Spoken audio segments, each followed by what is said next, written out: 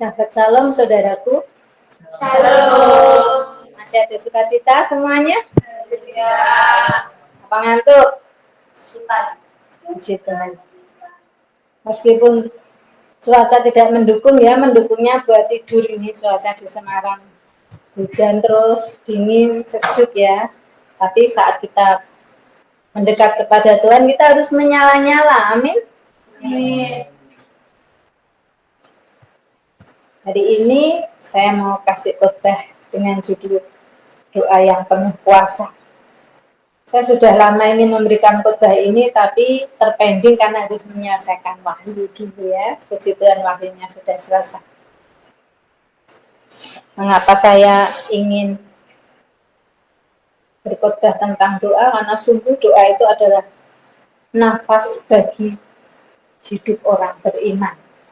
Siapa yang suka berdoa? Oh, tidak ada yang suka berdoa. Siapa yang suka berdoa? Nah, gitu. Semangat. Banyak orang berdoa tapi tidak tahu apa itu doa. Ada yang suka berdoa. Ada yang terpaksa berdoa. Ada yang ikut-ikutan berdoa. Ya. Banyak. Bagi kebanyakan orang, doa itu adalah sebuah permohonan sesuatu kepada Tuhan. Tapi saya ingin tegaskan di sini, doa itu bukan transaksi, melainkan relasi. Ini penting untuk diingat. Doa bukan transaksi, tapi relasi. Banyak orang berdoa agar harapan mereka dijawab Tuhan. Mereka menjadikan doa seolah-olah alat transaksi spiritual. Aku berdoa, Tuhan harus bertindak. Ya, Pak, ya. Nanti kalau tidak dijawab, ngambek ya. Pandangan ini keliru dan berbahaya. Nanti kalau keinginannya tidak dipenuhi, lalu marah dan kecewa sama Tuhan. Kalau sudah kecewa, nanti pikirannya macam-macam. Nanti dibarengi oleh si jahat menyerang melalui pikiran kita. Sehingga apa yang tadinya baik-baik saja menjadi tidak baik-baik saja. Pernah merasakan hal seperti itu? Saya rasa pernah, saya juga pernah. Dulu juga sering seperti itu. Tapi kita semua diharapkan bisa bertumbuh di dalam kedewasaan rohani. Amin. Amin. Perlu disadari, doa bukanlah sarana memaksa Tuhan untuk memenuhi kehendak kita. Melainkan tanda bahwa kita memiliki relasi dengan Dia. Itu doa, ya. Menurut saya, doa adalah sebuah komunikasi dua arah antara manusia dan Tuhan penciptanya. Semakin intim hubungan seseorang dengan Tuhan, maka semakin dalam komunikasi itu terjadi. Apa artinya dalam komunikasinya? Dalam artinya komunikasi itu ada isinya, ada bobotnya. Bukan ngobrol biasa. Apalagi ngobrol hanya satu arah ya. Janganlah. Yang tidak biasa berdoa atau belum mengenali doa itu kadang doanya ngomong sendiri karena tidak kenal Tuhan. Karena kalau kita tidak kenal, ngobrolnya juga nggak bisa lama. Kita nggak akan tahan untuk berdoa lama. Di sini ada nggak yang tidak tahan untuk berdoa lama-lama?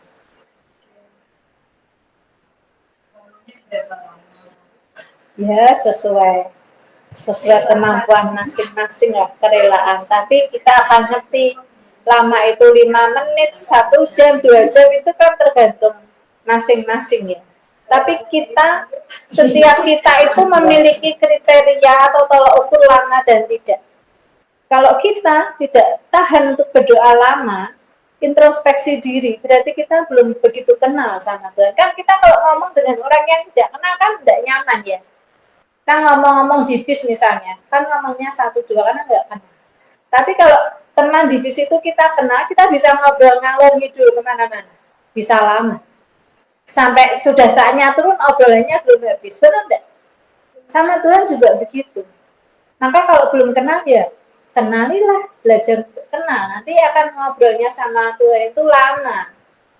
Bahkan sampai rasanya belum selesai berdoa, tapi harus ada kegiatan yang harus dijalankan. Ada yang pernah merasakan seperti itu? Aku masih mau ngobrol Tuhan. Aku masih mau cerita banyak kepada Bapak. Tapi aku harus berangkat kerja, aku harus berangkat kuliah. Itu karena sudah asik ngobrolnya, sudah kenal.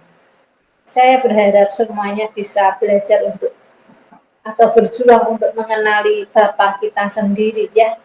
Bapa itu pencipta kita, kenali.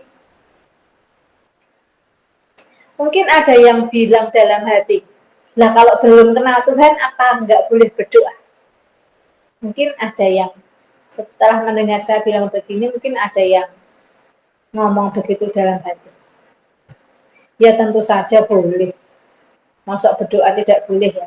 Silahkan berdoa sesering mungkin meskipun belum kenal Tuhan atau belum karib bersama Tuhan. Karena semakin banyak berdoa nanti semakin ada kesempatan, semakin ada waktu untuk kita mengenali Tuhan lebih dan lebih lagi. Cuma di sini saya ingin membahas bagaimana sebuah doa itu memiliki kuasa.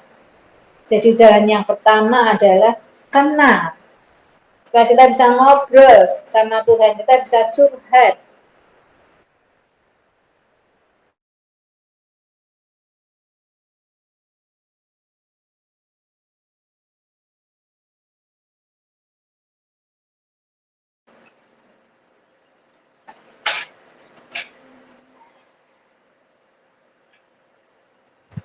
Karena banyak orang merasa sok kenal sama Tuhan. Padahal cuma ngefans saja sama Tuhan. Beda ya.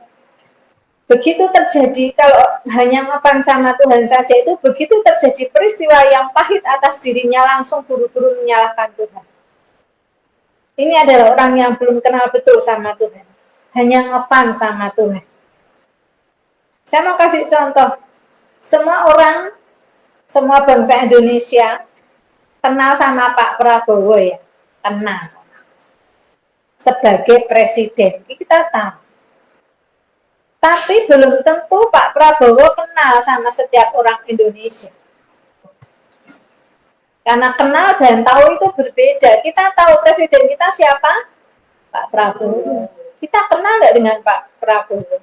Saya aja nggak kenal sama Pak Prabowo. Tapi saya tahu Pak Prabowo itu presiden saya, pemimpin saya untuk negeri ini. Saya berdoa untuk beliau. Tapi saya tidak kenal. Itu beda.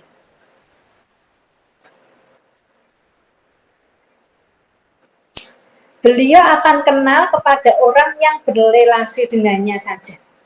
Ataupun kalau tidak berrelasi, biasanya orang itu melakukan sesuatu hal yang luar biasa. Nanti Pak Prabowo baru akan tahu. Entah berprestasi atau mungkin karena membuat masalah yang sangat parah.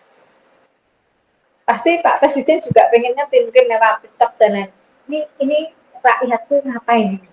Seperti itu. Mengenal dan hanya tahu itu suatu hal yang berbeda, kita harus memahami ini. Jadi sekali lagi saya mau sampaikan kepada saudara semuanya, apakah kita sudah kenal Tuhan? Karena itu artinya saling mengenal. Tahu sama tahu, itu kenal. Saya dengan Pak Prabowo, saya tahu beliau, beliau tidak tahu saya. Itu namanya saya tidak kenal, saya hanya tahu.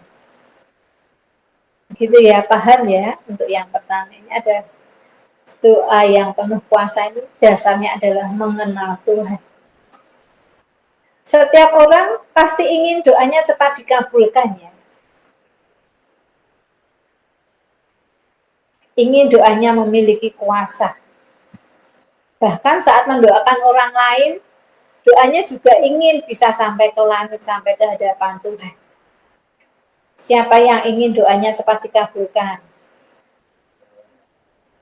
Siapa yang ingin doanya cepat dikabulkan? Respon yang segitu loh. Lemes gini. Siapa yang ingin doanya cepat dikabulkan? Nah itu loh, pasukan kok lemes, belum makan. Puasa. Oh puasa, itu luar biasa. Pasukan Tuhan, doa dan puasa. Tenang apa ora?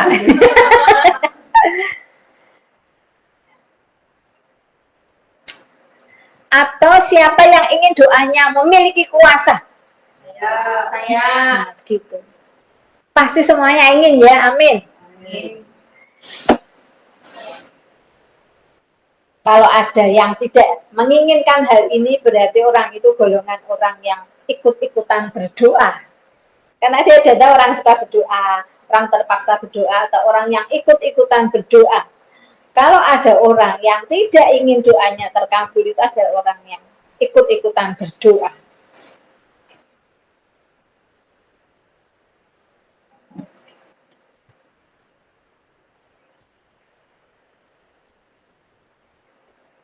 Dan hal yang paling menyedihkan adalah banyak orang berdoa hanya pada saat terjepit. Saat semuanya sudah tidak bisa diharapkan, baru dia datang kepada Tuhan. Ini hal yang sangat menyedihkan. Dan ini tidak disukai Tuhan. Di sini tidak ada yang seperti itu ya. Saya percaya di sini suka berdoa semua saat teduh rajin. Doa menjadi nafas hidup bagi setiap orang beriman. Kita kan beriman ya, jadi doa menjadi nafas hidup kita. Saat tarikan nafasnya kita tuh kita harusnya ingat pencipta kita.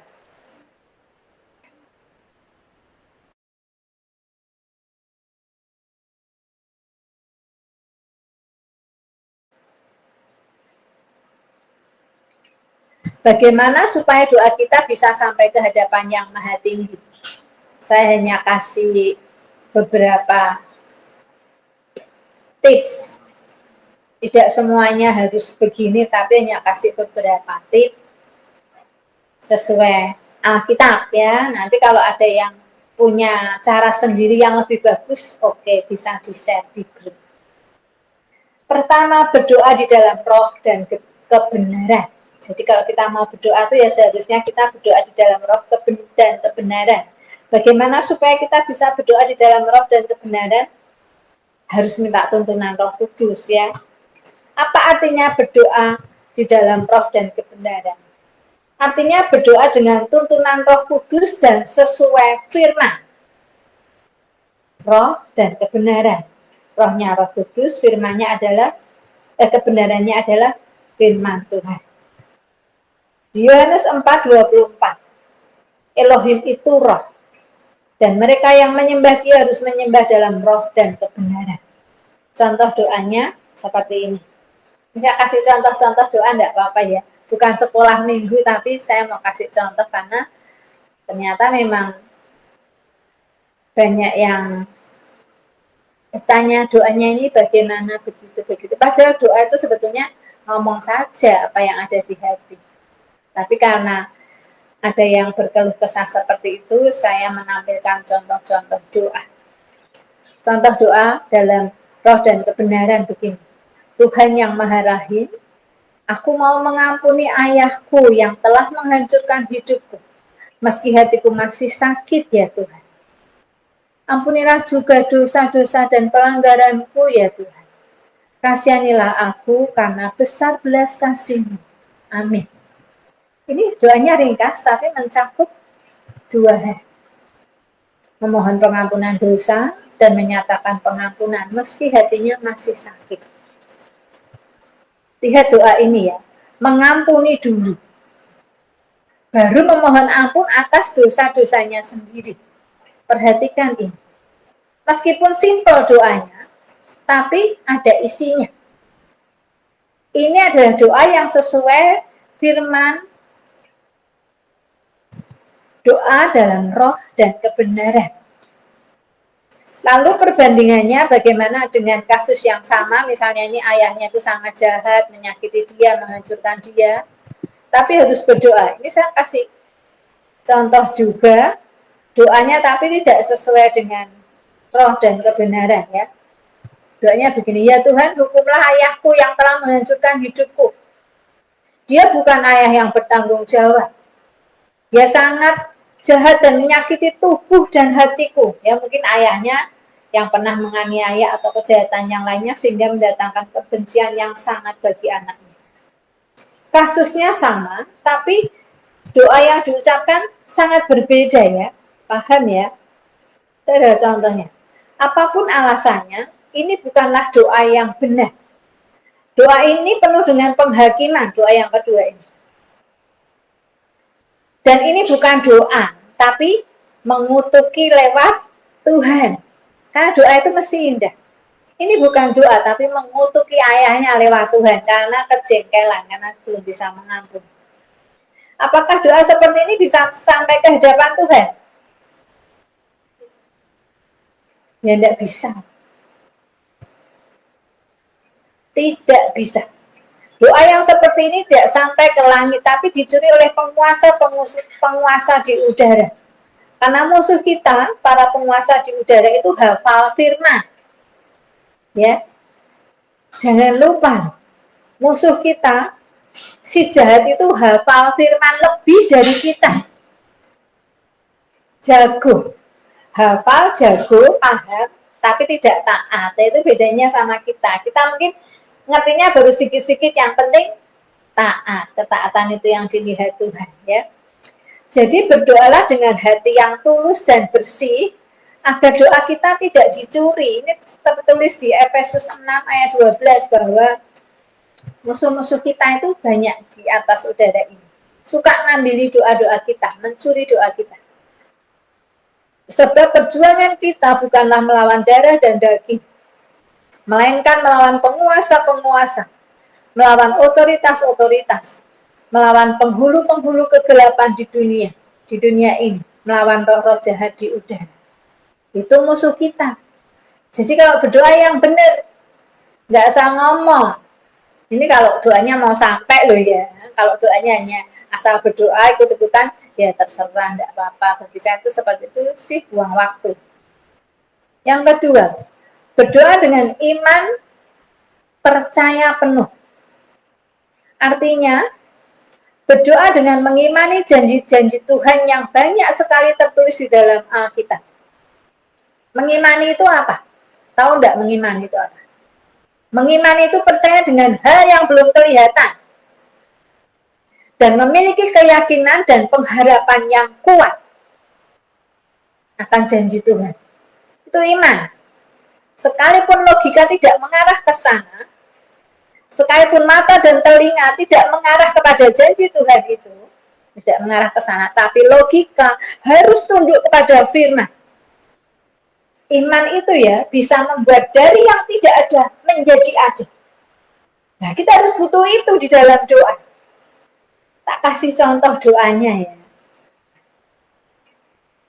Tuhan, aku percaya Kau cukupkan kebutuhanku asalkan aku mencarimu dengan sungguh-sungguh. Karena Engkau Tuhan yang menepati janji. Ini ringkas enggak doanya? Tapi percaya, asal aku mencarimu dengan sungguh-sungguh, Engkau akan mencukupkan aku.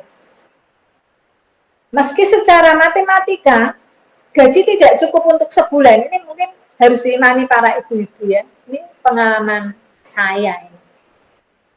Meski secara matematika gaji tidak cukup untuk sebulan, tapi dengan iman percaya, tetap mencari Tuhan dulu, saya garis bawahi, mencari Tuhan dulu di atas segalanya, tetap melayani, nggak tahu bagaimana caranya, Tuhan pasti cukupkan.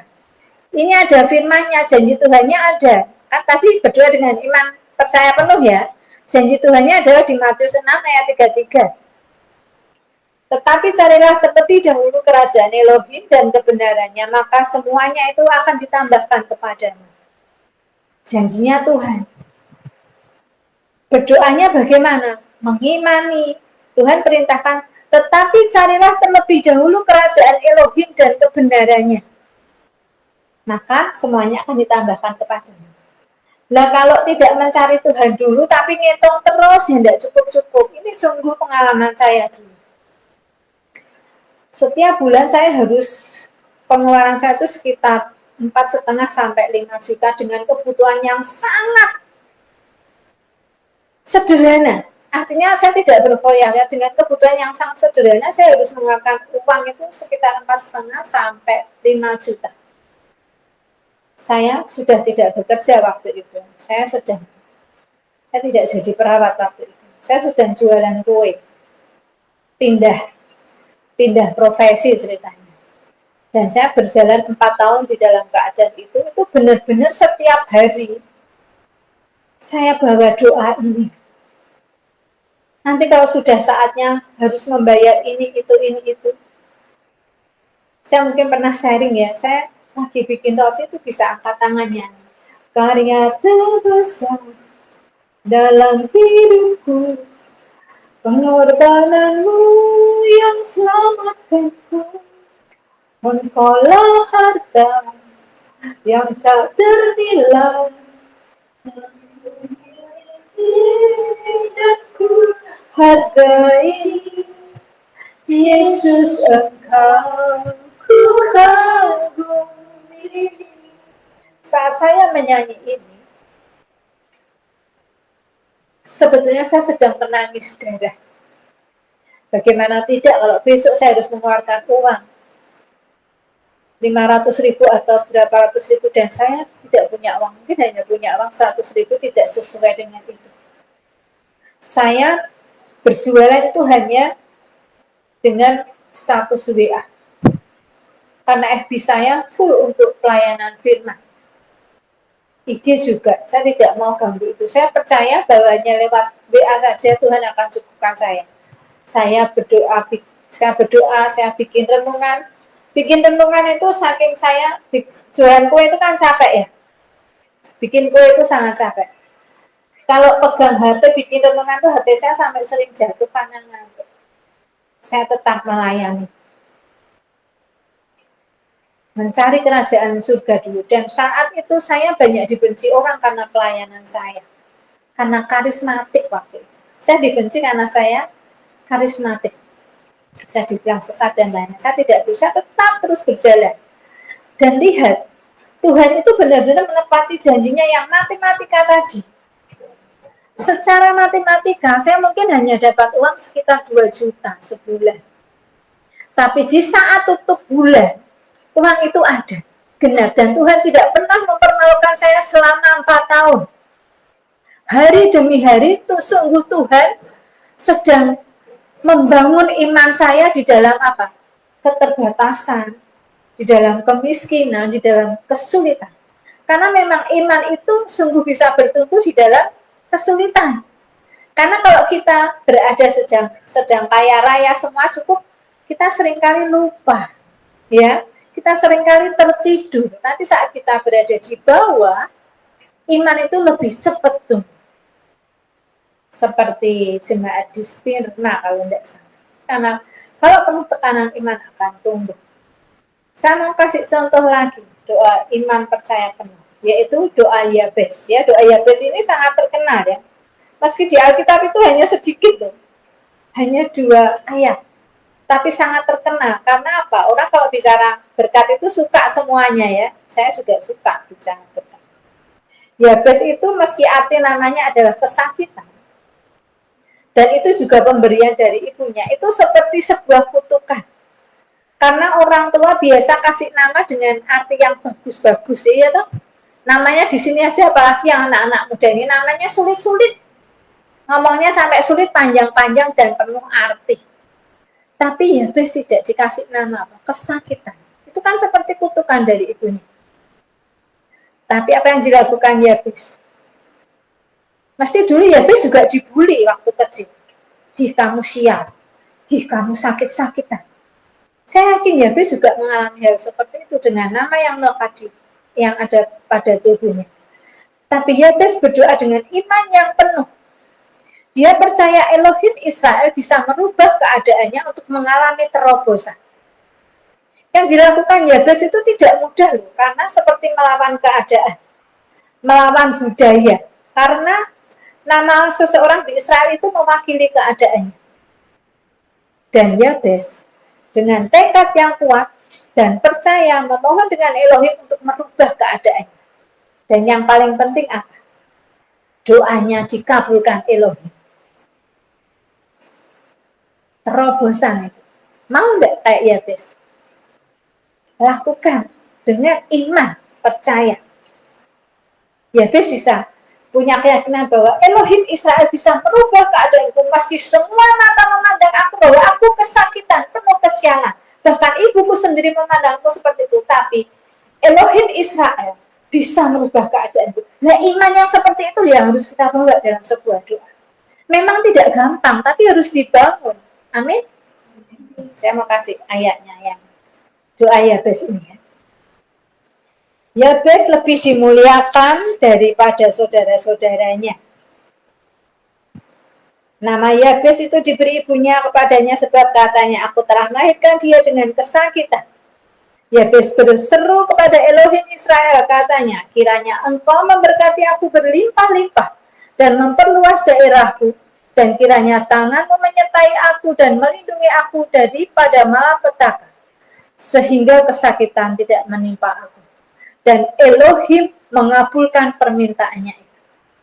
Luar biasa ya. Doa dengan iman, percaya penuh. Lalu yang ketiga, berdoa tanpa memaksa Tuhan. Doa yang benar bukan memaksa Tuhan, melakukan kehendak kita, melainkan membentuk kita agar tunduk kepada kehendak-Nya. Karena Tuhan itu menenangkan hati, meluruskan niat, dan meneguhkan iman. Kalau kita memaksakan kehendak kita sama Tuhan, ya Tuhannya itu kita, Pak. Bapak Yahweh ya, kan jadi aneh. Contoh doa yang tidak memaksa Tuhan ini dikasih contoh oleh Tuhan Yesus sendiri di Taman Getsemani ya.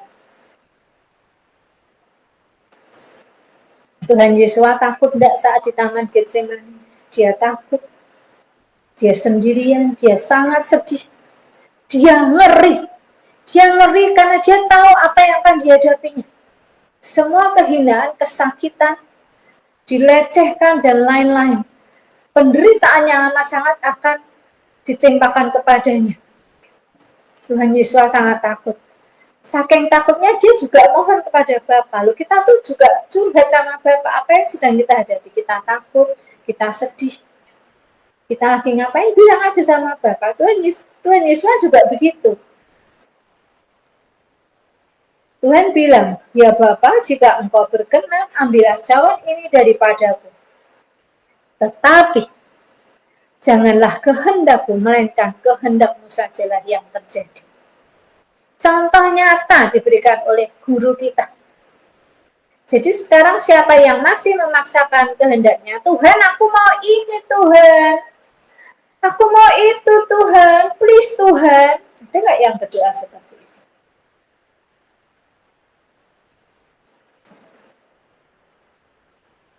Saya kalau pulang kerja, mau hujan atau mendung itu, saya minta, Bapak kalau boleh saya tidak kehujanan. Tapi terserah Bapak saja. Itu permohonan sederhana ya. Tapi tutuplah, tapi terserah Bapak. Biasanya ya Roh Kudus itu ya kadang bicara gini, pakai jas hujan aja, gitu. Pakai jas hujan saja. Berarti habis itu nanti aku di sini gerimis-gerimis, di sana sudah deras. Karena Tuhan kita itu setia. Jadi sebaiknya saat kita berdoa, sertakan kata yang di akhir adalah apa? Jadilah kehendakmu. Itu doa yang sopan. Itu doa yang mengerti bahwa kita itu adalah ciptaan, kita bukan Tuhannya. Aku mau ini loh Tuhan, karena ini tuh baik buat aku. Ini yang sudah aku inginkan dari dulu. Nah, kita ini Tuhan apa ciptaan? Kita harus tahu diri di hadapan Tuhan. Jadilah kehendak. Tutuplah doa-doa kita dengan seperti itu. Biasakan itu ya. Yang keempat, seorang pendoa harus menjaga kekudusan tubuhnya. Artinya, menjaga hati dari kejahatan dan menjaga tubuh dari makanan haram. Mungkin ini tidak biasa atau tidak familiar didengar oleh orang-orang Kristen, tapi saya harus berani menyampaikan hal ini karena ini adalah sebuah kebenaran. Saya tidak peduli ini disukai atau tidak, tapi saya harus menyampaikan hal ini. Ya. Kita bisa belajar ini dari kitab Daniel, di mana Daniel dan ketiga temannya menjaga hatinya dari kerakusan dan keserakahan, dan menjaga tubuhnya dari makanan haram. Dan terbukti mereka lebih sehat dan berhikmat daripada yang lain yang sama-sama dari Israel. Ya. Saya bacakan ayatnya Daniel 1 ayat 3-7. Raja Nebukadnezar bertitah kepada Aspenas, kepala sida-sidanya, untuk membawa beberapa orang Israel dari keturunan raja dan bangsawan, yakni orang-orang muda yang tidak bercela, berpenampilan baik, dan mahir dalam berbagai hikmat, serta memiliki pengetahuan-pengetahuan ilmiah, supaya dengan kecakapannya mereka siap melayani di dalam istana raja. Juga agar kepala sida-sida itu mengajarkan tulisan dan bahasa orang Kasdim kepada mereka. Ini yang dikumpulkan adalah orang-orang pilihan dari Israel, ya, tidak sembarangan, dari keturunan bangsawan, dan yang pinter-pinter dan yang berhikmat, artinya sudah dipilih, dikumpulkan. Kemudian raja menetapkan bagi mereka makanan dari santapan raja sehari-hari, yaitu daging, dan minuman sehari-hari, yaitu anggur yang diminum raja, agar mereka mendapat makanan yang bergizi hingga 3 tahun, supaya akhirnya mereka siap melayani raja. Jadi mereka dipersiapkan dengan segala fasilitas raja selama 3 tahun, supaya nanti bisa bekerja mengabdi kepada Raja Nebukadnezar. Ini tujuannya. Bagi raja mungkin minuman dan daging-daging itu bergizi, tapi tidak bagi Daniel dan ketiga temannya, karena Daniel dan ketiga temannya taat kepada Torah. Ada makanan haram, ada yang makanan halal. Di antara mereka yang diambil itu terdapat orang Yehuda, yaitu Daniel, Hanaya, Misael, dan Asaria. Dan kepala sida-sida istana memberi nama kepada Daniel, yaitu Belsasar, dan kepada Hanaya, yaitu Sadrak, dan kepada Misael, yaitu Mesak, dan kepada Asaria, yaitu Abednego. Mereka sama-sama dari Israel, tapi keempat orang ini, Daniel, Sadrak, Mesak, dan Abednego, tetap menjaga kekudusan. Mereka menjadi lebih sehat dan berhikmat daripada teman-temannya yang lain yang lebih memilih makanan yang enak serta fasilitas dari raja yang pastinya bagus-bagus. Yang haram itu kan enak-enak, ya. Bener, ya? Yang tidak boleh itu enak-enak biasanya. Sangat menggoda. Hah? Ini kata Pak Gembala lobster enak. Tapi sekarang Pak Gembala nggak berani makan lobster lagi karena haram. Sesuai nama 11. Jadi sangat penting bagi si pendoa sendiri untuk menjadi pribadi yang kudus di hadapan Tuhan agar doanya bisa sampai ke langit. Mau doanya sampai ke langit? Mau. Jaga hati dari kejahatan dan jaga tubuh dari makanan haram. Jadi kita kudus di hadapan Tuhan. Yang kelima, ini yang masih ada hubungannya dengan kitab Daniel. Berdoa dengan tetap setia kepada Tuhan sekalipun doanya tidak dikabulkan. Wah, ini yang paling luar biasa dari semuanya, ya. Ini seperti yang dilakukan oleh Sadrak, Mesak, dan Abednego, yang diperhadapkan untuk membuat keputusan untuk menyembah ilah lain. Kalau tidak mau akan dibakar hidup-hidup. Tidak hanya mati ditembak, itu sakitnya sebentar loh, ya. Tapi ini mau dibakar hidup-hidup, itu kengeriannya berlipat kali ganda. Tapi dengan keberaniannya mereka bertiga menolak itu. Saya mau bacakan ayatnya. Daniel 3 ayat 14-16. Nebukadnezar bertanya kepada mereka, apakah benar, hei Sadrak, Mesak, dan Abednego, bahwa kamu tidak memuja ilah-ilahku dan tidak menyembah patung emas yang telah aku dirikan itu? Sekarang jika kamu siap, ketika kamu mendengar bunyi trompet, seruling, sitar, rebab, harpa, serdam, dan berbagai jenis alat musik, sujudlah dan menyembah patung yang telah kubuat itu. Tetapi jika kamu tidak menyembah pada waktu itu juga, kamu akan dicampakkan ke dalam perapian yang menyala-nyala. Siapakah yang dapat melepaskan kamu dari tangan? Nah, itu tantangan dan perintah dari Nebukadnezar, raja besar ya. Sadrak, Mesak, dan Abednego menjawab kepada raja, "Ya Nebukadnezar, dalam hal ini kami tidak perlu memberi jawaban kepadamu." Ini belum selesai ya. Dan saya sangat mengagumi doa yang diucapkan oleh Sadrak, Mesak, dan Abednego ini. Sampai saat ini saya sangat mengagumi doa ini. Ini doa yang luar biasa, penuh kuasa. Karena penuh kerelaan dan ketaatan. Ini adalah doa yang keluar dari hati yang cinta dan berbakti kepada Bapa Yahweh dengan sungguh-sungguh. Doa seperti ini pasti memiliki kuasa yang penuh. Daniel 3 ayat 17-18. Sesungguhnya Elohim yang kami puja mampu melepaskan kami dari perapian yang menyala-nyala itu. Dan dia pun akan melepaskan kami dari tanganmu ya Raja. Tetapi jika tidak, hendaklah engkau ketahui ya Raja, bahwa kami tidak akan memuja ilah-ilahmu atau menyembah patung emas yang engkau dirikan itu. Ini loh, saya mau ulangi ayat yang ayat 18 ya, ulangi ya. Tetapi jika tidak, hendaklah engkau ketahui ya Raja, bahwa kami tidak akan memuja ilah-ilahmu atau menyembah patung emas yang telah engkau dirikan itu. Ini isi doa yang luar biasa. Maka pertolongan Bapa Yahweh langsung turun dan dapat dilihat oleh Nebukadnezar.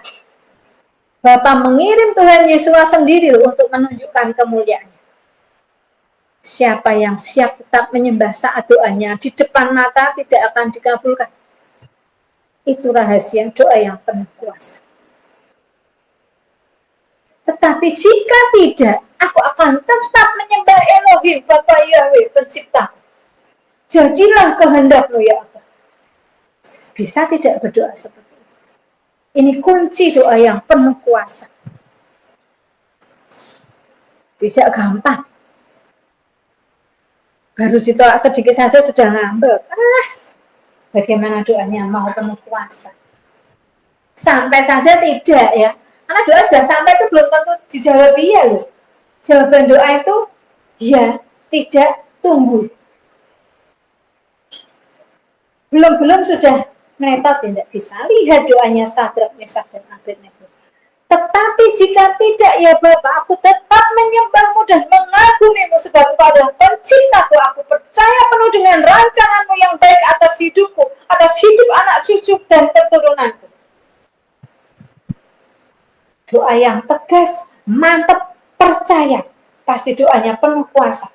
Yang belum bisa, latihan. Dibangun rasa itu. Mau kan doanya penuh kuasa? Mau tak doanya terkabul? Itu bayar harga.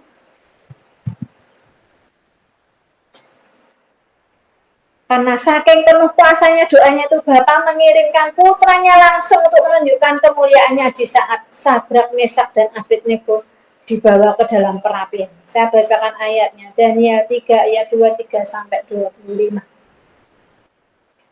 Ketiga orang itu, yaitu Sadrak, Mesak, dan Abednego, jatuh dalam keadaan terikat ke tengah-tengah perapian yang menyala-nyala. Namun Raja Nebukadnezar terkejut. Lalu ia segera berdiri dan berkata kepada para pejabat kerajaan, "Bukankah kita telah mencampakkan 3 orang yang terikat di dalam api itu?" Maka mereka berkata kepada Raja, "Benar ya Raja." Raja berkata, "Namun aku melihat ada 4 orang yang tidak terikat, berjalan-jalan di dalam api itu, dan mereka tidak terluka. Dan yang keempat itu rupanya seperti anak Elohim." Nah, ini Tuhan Yesus yang dikirim. Keren deh. Tuhan Yesus itu sudah ada dulu, sekarang, dan akan terus ada sampai selama-lamanya. Tuhan Yesus sudah ada sejak zaman Musa, sejak zaman Adam, sudah ada. Akhirnya kemuliaan Elohim berdiri tinggi disaksikan oleh semua orang yang ada di sana. Dan yang paling penting, Raja Nebukadnezar juga mengakui kemahakuasaan Elohim dan lalu membuat perintah akan menghukum semua bangsa-bangsa yang menghina Elohimnya Sadrak, Mesak, dan Abednego. Keren enggak? Itu runtutan peristiwa. Jadi kalau baca firman itu dimarke dari ini sampai terjadi kemuliaan Bapa. Akhirnya Raja Nebukadnezar membuat pengumuman yang tadinya dia membuat tandingan membuat ilah-ilah, akhirnya menyuruh semua bangsa-bangsa, kan Raja Nebukadnezar itu menguasai banyak sekali negara, beberapa benua waktu itu. Raja sangat besar Nebukadnezar. Merintahkan banyak bangsa-bangsa untuk menghormati Elohimnya Sadrak, Mesak, dan Abednego. Karena saking dia, kok bisa terkagum-kagum. Nah itu loh. Jadi apa yang kita lakukan untuk merendahkan diri dan iman dan keberanian untuk membela Elohim, Elohim itu tidak pernah berhutang. Amin. Amin. Keren, pokoknya keren. Ini Sadrak, Mesak, dan Abednego, saya bilang keren sebagai seorang pendoa ya. Dia soalnya juga tidak makan makanan haram, perlu diingat ya. Jadi kita tidak usah rakus-rakus pengen makan udang, pengen makan babi, biar orang-orang bilang enak, enggak apa-apa. Enaknya juga hanya sampai di sini loh, di tenggorokan sini, habis itu sudah hilang enaknya. Tapi ketaatan kita mendatangkan berkat yang luar biasa. Saya mau bacakan lagi sambungannya, Daniel 3 ayat 26 sampai 30. Lalu Nebukadnezar mendekati pintu perapian yang menyala-nyala itu. Ia berseru dan berkata, Sadrak, Mesak, dan Abednego, hamba-hamba Elohim yang maha tinggi, keluarlah dan kemarilah. Lalu Sadrak, Mesak, dan Abednego keluar dari tengah-tengah api itu. Kemudian para wakil raja, para penguasa, para gubernur, dan para pejabat kerajaan berkumpul bersama, melihat bahwa tubuh mereka tidak mempan oleh api. Rambut di kepala mereka tidak hangus, atau kasut mereka tidak berubah. Bahkan bau terbakar pun tidak ada pada mereka. Itu perlindungan Tuhan. Sampai bau terbakar pun tidak ada. Tidak tersentuh, artinya perlindungannya utuh. Nebukadnezar berkata, terpujilah Elohim Sadrak, Mesak, dan Abednego yang telah mengirim malaikatnya dan yang telah melepaskan hamba-hambanya yang percaya kepadanya. Mereka telah melanggar perintahku dan lebih memilih untuk mati daripada memuja atau menyembah ilah manapun selain Elohim mereka sendiri. Ini pengakuan Nebukadnezar atas keteguhan hatinya Sadrak, Mesak, dan Abednego. Maka aku perintahkan bahwa setiap orang, bangsa, dan bahasa yang mengucapkan penghinaan terhadap Elohim yang disembah Sadrak, Mesak, dan Abednego akan dipotong anggota tubuhnya dan rumahnya akan dirobohkan menjadi timbunan puing, sebab tidak ada Elohim lain yang dapat melepaskan seperti ini. Terkagum-kagum Nebukadnezar, karena memang luar biasa Bapak Yahweh. Amin. Dan di ayat 30 Elohim memberikan hadiah atas iman dan bakti mereka bertiga kepadanya melalui raja. Ya, Sadrak, Mesak, dan Abednego pangkatnya dinaikkan. Elohim kita tidak pernah berhutang. Saya bacakan ayat 30. Lalu raja menaikkan pangkat kedudukan Sadrak, Mesak, dan Abednego di provinsi Babylon. Saudaraku yang terkasih, dengan mendengarkan khotbah hari ini, jangan berpikir doa kok sulit sekali ya. Nggak usah berdoa aja lah. Jangan punya pikiran seperti itu ya. Jangan ya. Latihan dulu. Kalau belum kenal Tuhan tadi ya, semakin banyak berdoa biar ada kesempatan untuk mengenal Tuhan lebih dan lebih lagi. Dari 5 poin yang saya sampaikan, coba mulai dilatih satu-satu. Awalilah dengan doa yang tidak memaksa Tuhan. Itu sederhana. Ya, Awali dengan doa yang tidak memaksa Tuhan. Lalu berikan waktu dan bahu kita untuk mulai berdoa bagi orang lain. Ini sebagai latihan. Jangan hanya berdoa untuk diri sendiri. Dengan melakukan kedua hal ini, maka Roh Kudus akan terus mengajari kita untuk bisa naik level ke level berikutnya dalam berdoa. Mau kan doanya sampai ke langit? Sampai ke hadapan Bapa Yahweh dan Tuhan Yesus? Ayo semangat melatih diri. Yang belum jelas nanti streaming ulang, catat, ya. Itu namanya mau bertumbuh dengan sungguh-sungguh. Doa yang sejati itu lahir dari keintiman, bukan kepentingan. Aku ada penting, ada perlu, aku mau datang pada Bapa. Bukan. Doa yang sejati lahir dari sebuah keintiman. Maka orang bisa berdoa kalau sudah kenal betul. Berdoa itu benar-benar setiap tarikan nafas bisa ngomong-ngomong sama Bapa. Tidak harus di panggung publik berdoa, tidak harus berdiri di mimbar begini, tidak.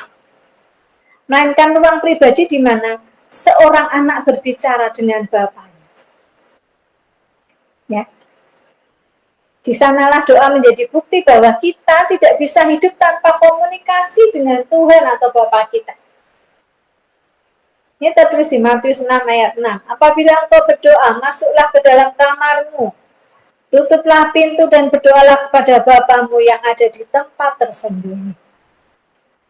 Doa tidak usah dikasih lihat orang-orang banyak, kecuali memang saat ibadah. Di kamar sendiri, keintiman itu yang harus dibangun. Lalu ada tertulis di 1 Tesalonika 5 ayat 17, berdoalah tanpa henti. Ayat ini bukan sekedar ajakan untuk sering berdoa, tetapi seruan hidup dalam kesadaran akan hadirat Tuhan setiap detik. Doa itu bukan aktivitas mingguan atau setiap sabat begini ya, melainkan tanda bahwa kita masih hidup dalam nafas iman di dalam Tuhan.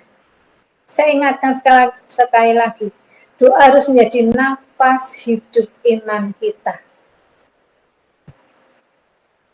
Ketika seseorang berhenti berdoa, sesungguhnya ia sedang kehilangan kepekaan terhadap Tuhan. Ia mungkin masih datang ke gereja, tetapi hubungannya dengan Tuhan telah beku. Sebab doa bukan ritual, melainkan relasi yang hidup dan dinamis. Apa artinya hidup dan dinamis? Doa itu mengikuti perkembangan kita, kehidupan kita. Dinamis. Dan Tuhan kita itu keren, mengikuti zaman kita. Tuhan juga ngerti TikTok loh. Tuhan juga ngerti IG, game. Tuhan tahu semua. Kita harus berdoa juga secara membangun itu berdoa dengan dinamis. Maka kalau berdoa bisa ngomong sama Bapak, mampukan aku untuk berhenti nge-game. Mampukan aku untuk bisa mengontrol saat aku scrolling TikTok dan IG. Aku ingin memberikan waktu lebih bagimu. Aku ingin hatiku berpaut kepadamu. Aku ingin mataku tertuju kepadamu. Ngomong sama Bapak. Bapak itu bapaknya kita. Kalau ada kesulitan, curhat. Jangan tidak mau curhat, tidak mau berdoa, nanti pas jatuh, ngambek sama Tuhan. Rugi sendiri ya. Doa itu juga menunjukkan ketergantungan mutlak kita kepada Tuhan. Tuhan Yesus berkata di Yohanes 15 ayat 5, akulah pokok anggur, kamu adalah ranting-rantingnya, siapa yang tinggal di dalam aku, dan aku di dalam dia, maka ia menghasilkan buah yang banyak. Karena tanpa aku, kamu tidak dapat melakukan apapun. Tanpa doa, kita seperti ranting yang terlepas dari pokok anggur. Tampaknya masih bisa hidup sesaat, tapi sebenarnya sedang mati perlahan. Ya, ranting kalau sudah copot itu pertama jatuh tidak langsung kering. Tapi lama-lama ranting itu menjadi kering. Layu dulu terus kering. Sama dengan kita. Kalau kita terlepas dari Tuhan, kita akan menjadi layu, kering, dan mati. Karena itu doa bukan pilihan tambahan. tetapi kebutuhan rohani yang utama. Garis bawah ini ya, doa bukan pilihan tambahan, tapi doa adalah kebutuhan rohani yang utama. Doa sejati bukan memaksa Tuhan melakukan kehendak kita, melainkan membentuk kita agar tunduk kepada kehendak-Nya. Harus diingat ini. Kita berdoa agar kita tunduk kepada kehendak Tuhan.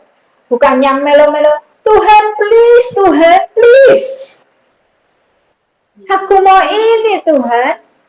Aku harus begini Tuhan, aku malu kalau ini tidak terjadi atas hidupku sebab aku terlanjur banyak cerita dengan teman-temanku Tuhan. Please Tuhan, Kau tidak akan mempermalukan aku. Ini Tuhannya yang berdoa apa siapa? Jadilah umat yang tahu diri dan punya sopan di hadapan pencipta kita ya. Maka saya ingatkan, selama jantung kita berdetak, doa harus terus mengalir. Bukan karena kita ingin sesuatu dari Tuhan, tapi karena kita tidak bisa hidup tanpa berbicara dengannya.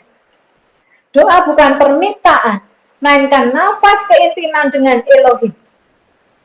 Jadi, berhenti menjadikan doa sebagai transaksi rohani, melainkan cara membangun relasi dengan Tuhan kita. Amin. Bapak Yahweh memberkati, semoga khotbah hari ini benar-benar memberkati saudara semuanya. Amin.